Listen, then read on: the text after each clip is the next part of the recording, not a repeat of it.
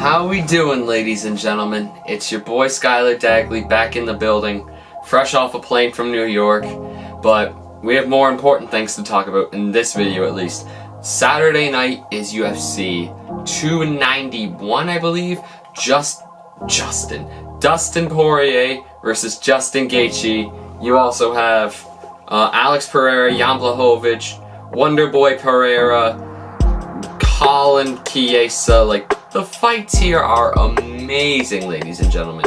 We're going to Salt Lake City, Utah. Tony Ferguson, Bobby Green, I may add. Paulo Costa was supposed to be on this card, but that fight fell through. Derek Lewis is on this card.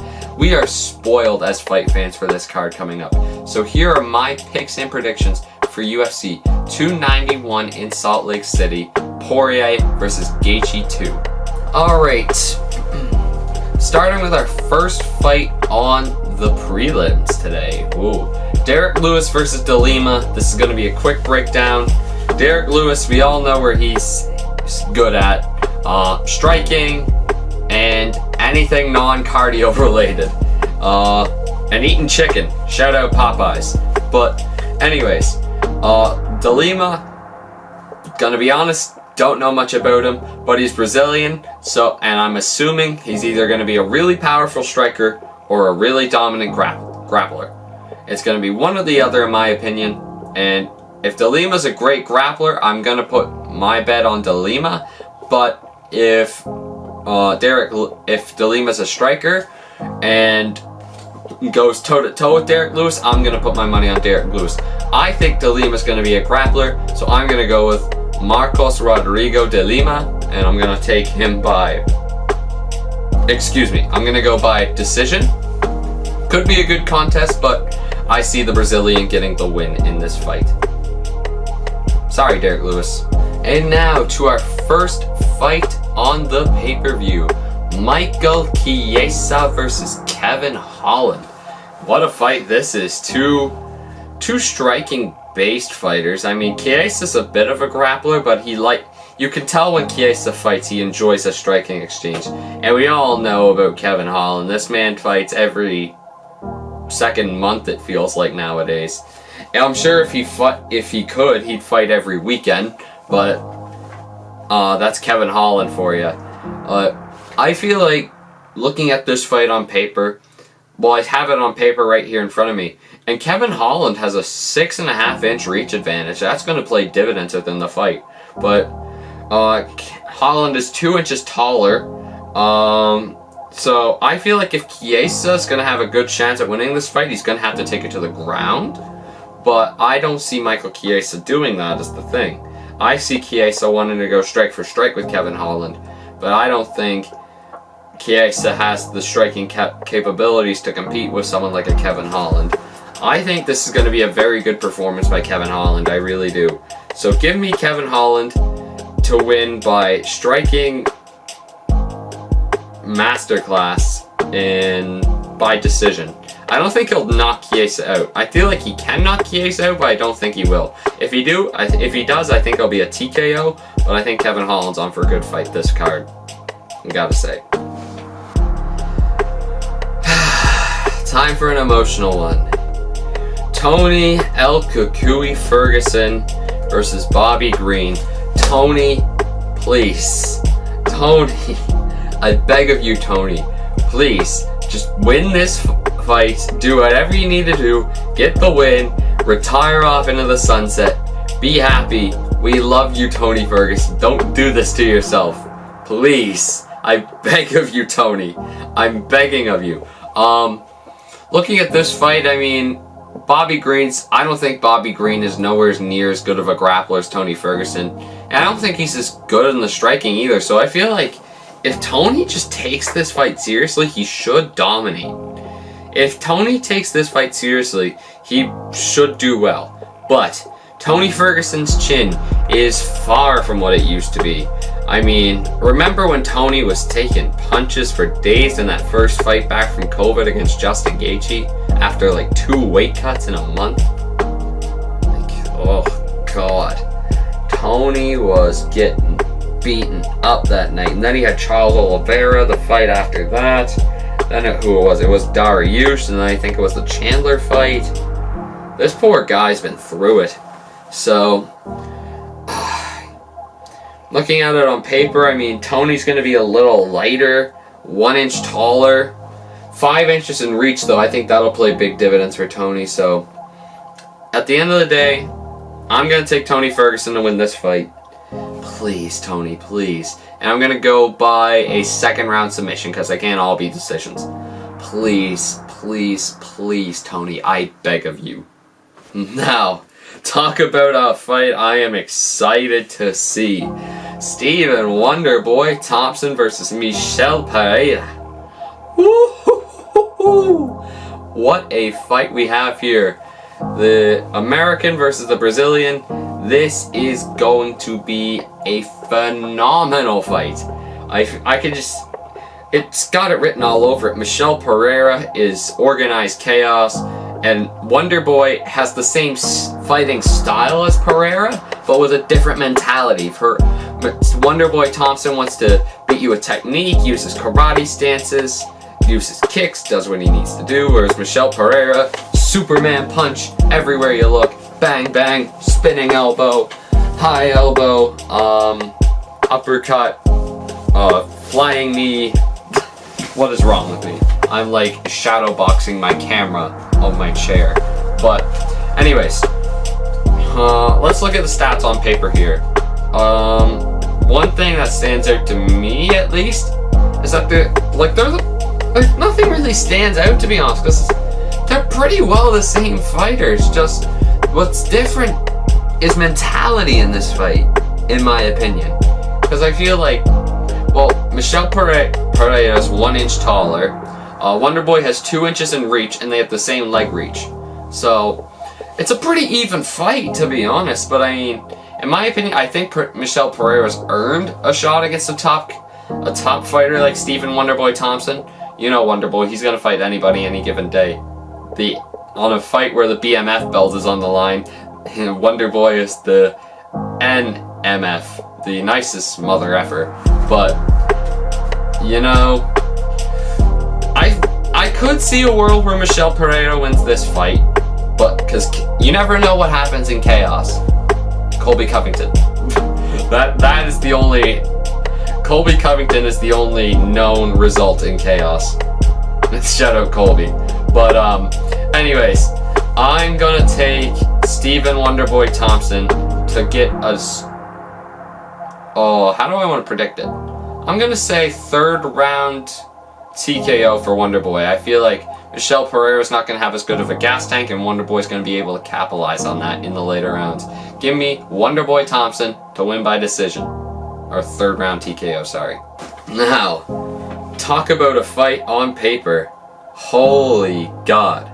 Jan Blachowicz versus Alex Pereira. The former middleweight champ versus the former light heavyweight champ. The only two people to beat Israel Adesanya in mixed martial arts. I guarantee you Izzy's going to be watching with close eyes. I mean, I'm sure he's on good terms with both of them, but like, this matchup on paper, I feel like Pereira is the more technical striker, but Jan Blachowicz has got power for days, and so does Pereira. And get this is what blows my mind. Pereira is 2 inches taller than Blachowicz, going up 20 pounds in weight class. That's insanity. Pereira's going to have a 1 inch reach advantage. They have the same leg reach. Really similar fight on paper, but we all know what Alex Pereira is going to do. He's one of the best kickboxers in glory history. He's phenomenal on the feet. You know what he's looking to do is strike and knock you out. Jan Blachowicz, I feel like, is a bit more versatile in that, because Blachowicz can strike, he can dominate you on the ground, as you've seen in the Adesanya fight, ironically enough, and Jan Blachowicz does what he needs to do. More times than not, he does what he needs to do. That being said, Alex Pereira is being trained under Glover Teixeira and his camp, and Glover Teixeira was the one who took the light heavyweight title off of Jan Blachowicz. So that's an interesting dynamic there to it. So Can Clover give Alex some good advice to help him win this fight? I think so. But this is going to be one I'm going to have my eyes invested on fully. That is for sure. But who do I think will win this fight? I can't not pick Alex Pereira here. I'm sorry. I mean, I just feel like all the cards stack up in Pereira's favor here. How many Brazilians named Pereira are on this card? God, Brazilian MMA is going up. We need to talk about that more. Brazilian MMA is going up a bit. But anyways, I like Alex Pereira to win this fight, and I'm gonna get Pereira by second round knockout. I feel like Alex Pereira will get Jan Blachowicz out of there. He'll pretty much stand there and say, shoot for the takedown if you can. But it's a good fight on paper. I like both fighters, and I just feel like Pereira will come out the victor of this fight. Alrighty. Main event of the evening. Dustin, the Diamond Poirier versus Justin Gaethje. Whew, the BMF belt is back.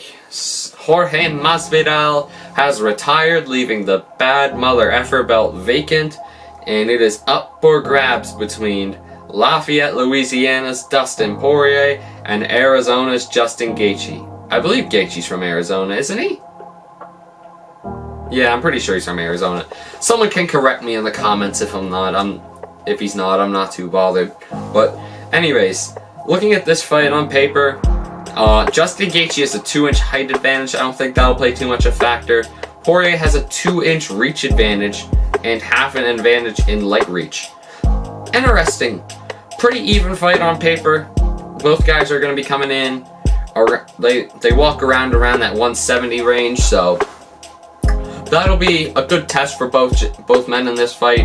But let's go back to the obvious. Let's go back to 2018, the first fight between Gaethje and Poirier. That was in Arizona too, wasn't it?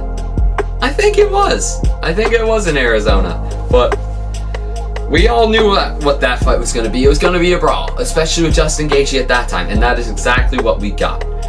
Poirier came with the victor in round 4. It was a main event at that time as well, so it was 5 rounds. Poirier got the W. But this Justin Gaethje is a new and improved Justin Gaethje. I mean, he's still the chaotic man at heart who will lose brain cells at whatever cost, but Justin Gaethje, man, what more can you say about the guy? Controlled violence is the only way to describe Justin Gaethje. I heard a really good quote the other day. It said something like,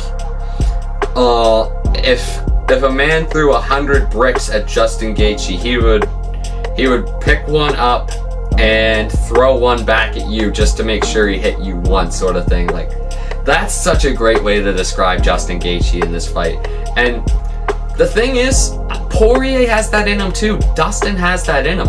But I feel like Dustin has a better mental switch of when to turn it on and off. Because like Dustin could go technique time. Southpaw, pop with the jab, pop, boom, boom. Hit the switch combo that Poirier likes to do. That's one of my favorites when I'm training as well. And when he needs to turn the violence on, Poirier turns the violence on. You've seen that in the fight with Dan Hooker. You've seen that in the first fight with Justin Gaethje. So, I think, man, that's actually such a hard fight to call. Like, I love both guys, I really do. But, looking at it on paper, if I have to pick one or the other, it's one of those fights where your brain's telling you one thing and gut's telling you the other. So, I'm going to go with my gut. So I will say, my brain is telling me Justin Gaethje, but my gut tells me Dustin Poirier. I love me some DP, so I'm going to take him. I'm going to take Dustin Poirier to win a 5-round slugfest against Justin Gaethje and win by decision. I'm going to say the fight of 2023. Yep, I said it. We've had some great ones already, but in my opinion, this fight will be the fight of 2023 between Poirier and Gaethje. Will one of these combatants be the next one to test Islam Makhachev? Maybe. I don't know. We'll see. Poirier will be on a little bit of a win streak because he beat Chandler since losing Oliveira, and